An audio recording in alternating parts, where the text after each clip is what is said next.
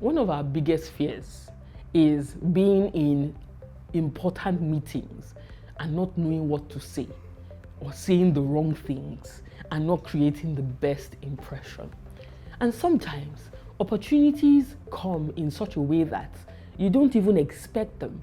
So there are impromptu situations when you get the opportunity to present before, say, a board of a massive company, a group of investors, or just a group of people that can take a decision that will be beneficial to you. So how do you prepare for high stakes communication?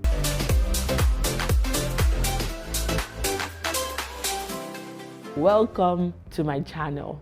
My name is Kemi and I am committed to helping you communicate better to get the best results possible. Today, I'm going to share with you 3 tips on how to shine in high stakes conversations. And what do I mean by that?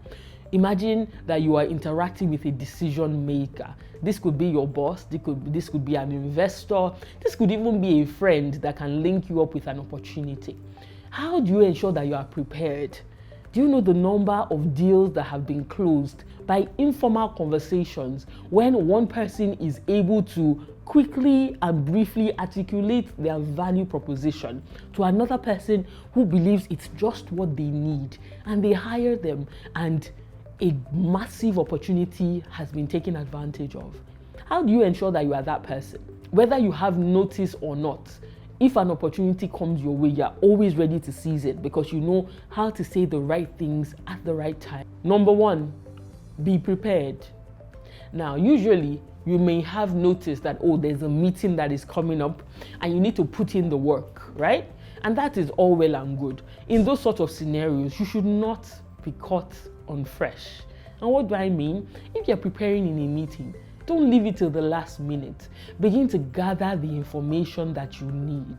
Begin to think, okay, what is interesting to these people? What are the things I need to know? Read far and wide. Be strategic in your communication.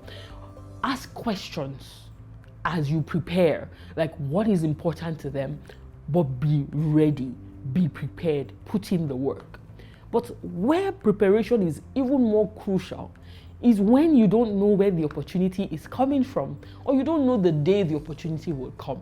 This is extremely crucial when there is something that you want to get, say a position, say some sort of work, and it hasn't come to you yet. You are working towards it, but you don't just sit down and continue to write it in your New Year's resolution. I want to gain this role in this top company, or I want to be advisor to this person. Writing it is not enough. You need to put in the work. Because guess what? The way opportunities come, they don't always come with a notice wrapped around them. Sometimes it's very impromptu.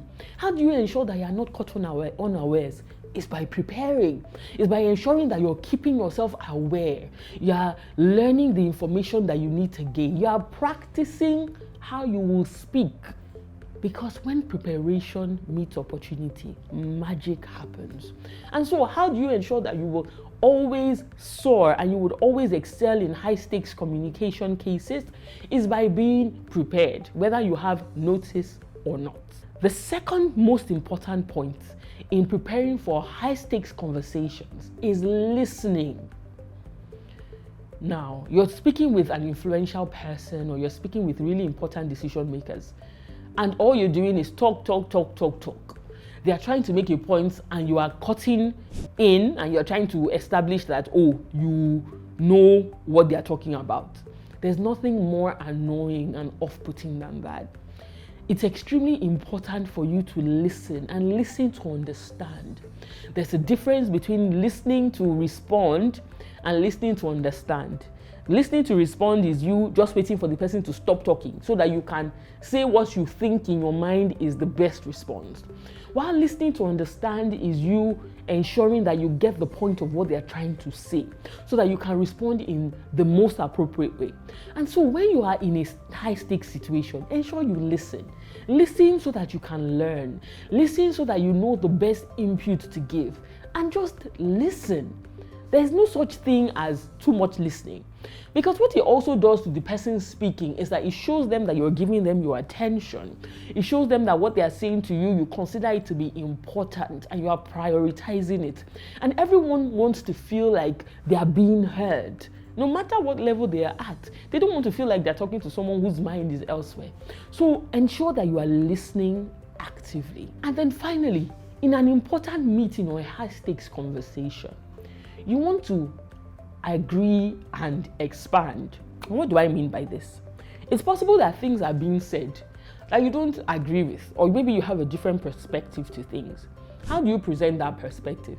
It's not by saying, well, what you are saying is probably not the best way because I know that there are better ways to do this. No. That shows that you are knocking the person's idea, the first speaker's idea. It means that you're trying to say everything that you've essentially said is nonsense, and it's what I'm saying that is most important. So what should you do?